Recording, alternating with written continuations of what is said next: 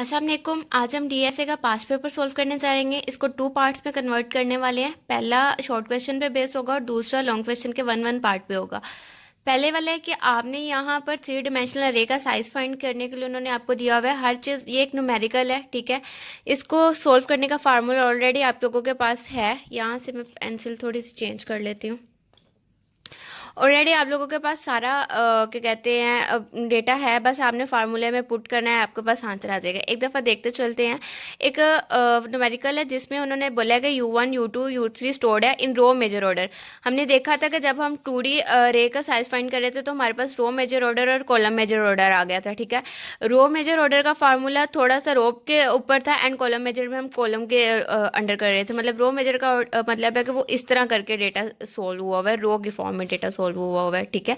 जिसका base address 100 दिया हुआ है। यहाँ पे सारा डेटा ऑलरेडी पहले से निकाल के रखा हुआ है। बेस एड्रेस 100 है। U1 U2 U3 की वैल्यू 1053 है जो ऑलरेडी ऊपर दी हुई है। देखिए यहाँ पे U1 U2 U3 की वैल्यू 1053 दी हुई है। फिर उसी तरह उन्होंने कहा कि आपको IJ की वैल्यू दी हुई है 6 3 एंड 1। यहाँ पे ऑलरेडी ये वैल्यूज पुट कर दी है। फिर उन्होंने बताया है कि जो ई सेल है वो कितने ऑक्यूपाई कर रहा है, 6 बाइट फाइंड कर रहा है। बेसिकली आपने ये फाइंड करना है 631 के अगर अरे में 631 है तो ये इसमें मतलब इसका एड्रेस क्या है, ठीक है। यहाँ पे फार्मूला दिया हुआ है बेस एड्रेस प्लस ये सारा फार्मूला में लिखा हुआ है आई multiply by U2 multiply U3। अगर थ्री डिमेंशन की जगह फोर डिमेंशन दिया होता है तो यहाँ पे फार्मूले में यही चेंजेस होने, बस कॉन्टिन्यूस का साइन यूज होना था, ठीक है। Plus J multiply U3 and plus K and multiply by element का साइज 100 पुट कर दिया। सारी वैल्यूज यहाँ पे पुट की, कैलकुलेशंस की। 100 प्लस 90 प्लस 9 प्लस 1। यहाँ पे 100 प्लस है, 100 को जब हम 4 से मल्टीप्लाई करेंगे तो हमारे पास 400 आएगा एंड 400 में जब हम 100 प्लस करेंगे तो 500 आ जाएगा। नेक्स्ट टास्क जो उन्होंने आपको दिया हुआ है वो टाइम कम्प्लेक्सिटी फाइंड करने के लिए दिया हुआ है, ठीक है। यहाँ पे जब भी कोई बात करेंगे कौन स्टेप की तो आपने वहाँ पे टाइम कम्प्लेक्सिटी फाइंड करनी है, ठीक है। यहाँ पे मैंने इक्वेशन लिख दिया है। अगर मैं दूसरी तरह इक्वेशन लिखूँ तो इक्वेशन आनी थी n स्क्वायर प्लस के, कुछ इस तरह से इक्वेशन आनी थी, ठीक है।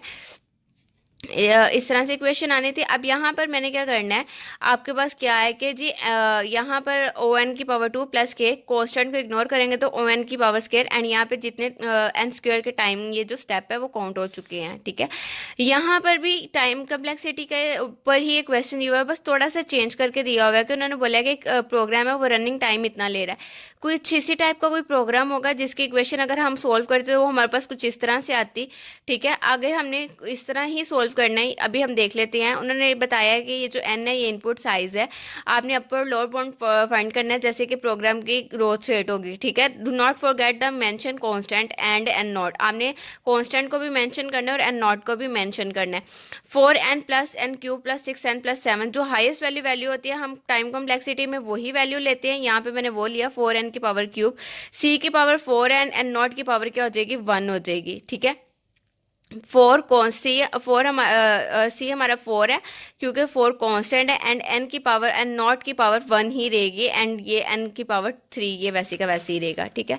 ये एक टास्क है, एक न्यूमेरिकल है, ठीक है। इसको सोल्व करने का क्या काम है कि आपने क्या करना है कि एक आपको एल्गोरिदम दिया हुआ है 12 सेकंड का, ठीक है, जिसका इनपुट साइज होगा 12,000, ठीक है। उन्होंने बोला है कि एक प्रोग्राम है, ये एक एल्गोरिदम है, वो 12 सेकंड ले रहा है एक प्रॉब्लम को सोल्व करने के लिए, मतलब 12,000 प्रॉब्लम्स को सोल्व करने के लिए। अगर मैंने इनपुट साइज दिया 12,000, ठीक है, तो उसने 12 सेकंड लिए हैं उसको सोल्व करने के लिए, ये 12,000 इनपुट को सोल्व करने के लिए। How large a program can be solved in 1 minute के 1 मिनट के अंदर हम कितने मतलब कितना लंबा प्रॉब्लम होगी वो सोल्व कर लेंगे। If the running time is 10n, अगर उसका रनिंग टाइम क्या होगा 10n होगा। मतलब इनपुट साइज आपको दी हुई है, t आपका 12 है, यहाँ पर n मैंने 12 इनपुट साइज इसलिए लिया है। अगर आप पीछे आओ तो उन्होंने बोला where n is the input size, ठीक है। इनपुट साइज को हम n से रिप्रेजेंट करेंगे।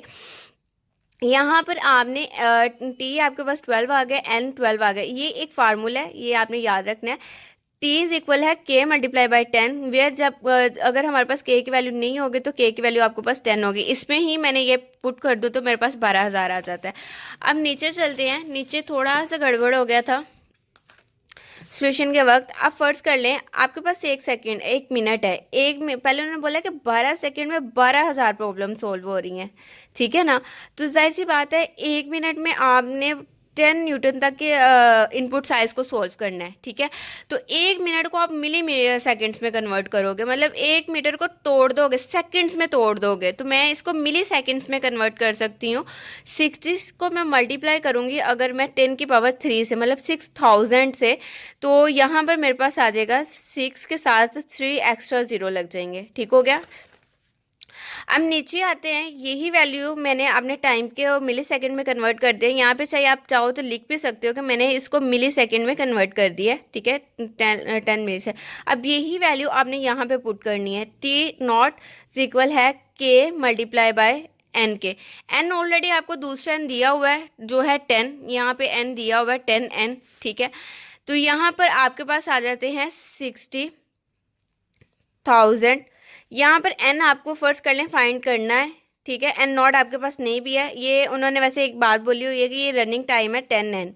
10 एन आपका रनिंग टाइम है, तो आप इसको क्या कहते हैं एक तरफ से इग्नोर भी कर सकते हो, या ये कह सकते हो कि आपने एन अभी फाइंड करना है, ये वाला एन आपने फाइंड करना है, इनपुट साइज करनी है। उन्होंने बोला है कि हाउ लार्ज अ प्रॉब्लम, कितनी बड़ी प्रॉब्लम होगी, can be solve in 1 minute if the running time is 10 N, के 10 एन के अंदर 10 नैनो सेकेंड आप कर लो। हमने मिली सेकेंड लिया, आप नैनो सेकेंड्स की बात कर सकते हो यहाँ पर, ठीक है।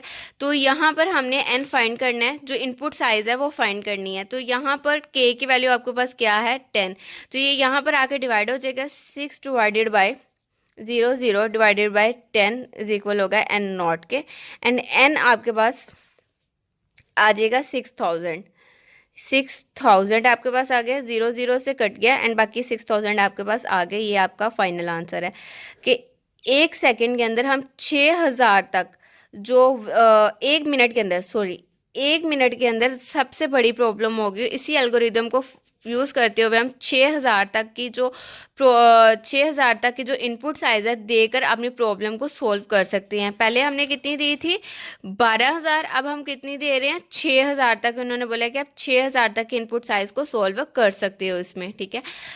बाकी आगे आ जाते हैं। इसमें आपको उन्होंने दिया है कि आपने इनफिक्स को प्रीफिक्स में करना है, ठीक है।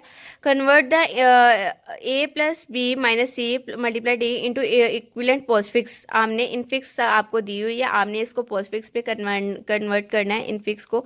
अगर आपने वो वीडियो नहीं देखी जिसमें मैं ये ऑलरेडी क्वेश्चन करवा चुकी हूँ, तो आपने क्या करते हैं वो जाके एक दफ़ा वीडियो देख ले जिसमें मैंने ये चीज़ क्लियर की हुई है, ठीक है। ए है, ठीक है, plus into B minus C multiply by D. सबसे पहले तो यहाँ पर आप देखो कि ये स्टैक है, फर्ज कर लो ये आपकी एक स्टैक है। सबसे पहले आपने एक्सप्रेशन में से, या मैं आपको आसान तरीका बताती हूँ, यहाँ पे हम अपना प्रोग्राम ही समझ लेते हैं। यहाँ पे हम एक एक करैक्टर को रीड करेंगे। स्टैक के अंदर हमने क्या सेव करना है, किस तरह सेव करना है, वो यहाँ पर होगा। फाइनल एक्सप्रेशन जो हमने देना है वो यहाँ पर आप अपना फाइनल एक्सप्रेशन दोगे। सबसे पहले आपके करैक्टर में आता है ए को हम स्टैक में सेव नहीं कर सकते क्योंकि इनफिक्स टू पोस्टफिक्स या कोई भी हमने कन्वर्जन करनी है इनफिक्सिस और पोस्टफिक्स और प्रीफिक्सिस के दरमियान, तो हम सिर्फ ऑपरेटर्स को और ब्रेसिस को ही स्टैक में डाल सकते हैं, ठीक है, और डी बार्स रूल को फॉलो करेंगे। तो ये डायरेक्ट आपका इधर आ जाएगा।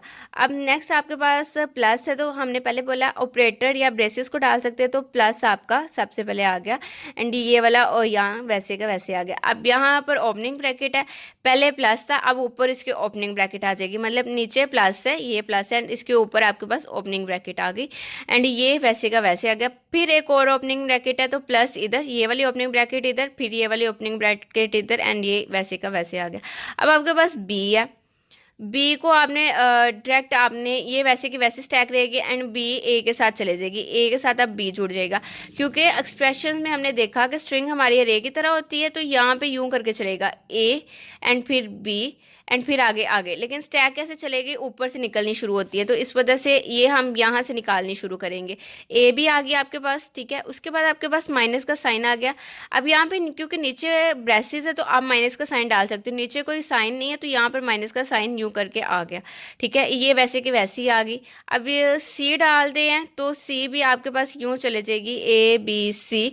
अब एक क्लोजिंग ब्रैकेट आ गया, तब तक निकालो जब तक ओपनिंग ब्रैकेट नहीं आती, तो बस माइनस का साइन निकलेगा एंड एक ओपनिंग ब्रैकेट और प्लस आ जाएगा, एंड यहाँ पर आ जाएगा ए बी सी माइनस।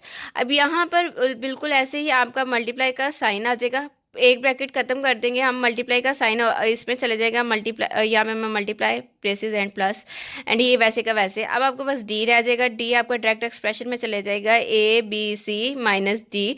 अब जो भी है आपने निकालना, क्या कहते हैं, यहाँ पर क्लोजिंग ब्रेसेस हमने डी के साथ बाद क्लोजिंग ब्रैकेट है, ठीक है। क्लोजिंग ब्रैकेट है, जब तक ओपनिंग ब्रैकेट नहीं आ जाती है हम स्टैक में से निकालने शुरू करेंगे चीज़ें। तो सबसे बस मल्टीप्लाई का साइन निकलेगा, यहाँ पर आ जाएगा A B C minus D multiply. अब जो भी है वो हम निकाल देंगे स्टैक में से। अब स्टैक में क्या रह जाएगा, बस प्लस का साइन रह जाएगा, एंड यहाँ पर अब हमारा जो फाइनल एक्सप्रेशन है वो क्या आ जाएगा, A B C minus D multiply by plus. ये आपका पोस्ट फिक्स एक्सप्रेशन है जिसको हमने कन्वर्ट करके निकाला है, ठीक है। ये आपके शॉर्ट क्वेश्चन से बहुत ईजी से थे, हमने कन्वर्ट कर लिया। बस यहाँ से थोड़ा सा गलती हो गई थी, यहाँ पे थोड़े से मिस्टेक हो गई थी, बाकी ये मैंने आपको अगेन एक्सप्लेन कर दिया था। एंड बाकी ये बहुत शॉर्ट चीज़ें थी। आई होप सो आपको समझ आई होगी। ये चीज़ मैंने पहले भी वीडियोज़ में कुछ न्यूमेरिकल क्वेश्चन के साथ एक्सप्लेन की हुई है। अगर आपको इसकी समझ नहीं है तो आप एक दफ़ा जाके वो वीडियोज़ चेक कर लेते हो। मिलती हूँ अगली वीडियो में जिसमें हम इसके लॉन्ग क्वेश्चन सॉल्व कर रहे होंगे। इसको अगर आप वैसे करना चाहो वैसे कर लो, और अगर इस तरह करना चाहो तो आप यहाँ पर लिख सकते हो कि मैंने ये स्टैक को यूज़ किया जिसमें मैंने करैक्टर को अलग लिया, स्टैक को अलग लिया, ये मेरा एक्सप्रेशन है और जिसमें मैंने फाइनली ये कन्वर्जन की है, ठीक है। इस तरह कर लो, वरना दूसरा मेथड भी आप उसको भी यूज़ कर सकते हो। मिलती हो अगली वीडियो में, तब तक के लिए अपना ख्याल रखिएगा, दुआ में याद रखिएगा। अल्लाह हाफिज़।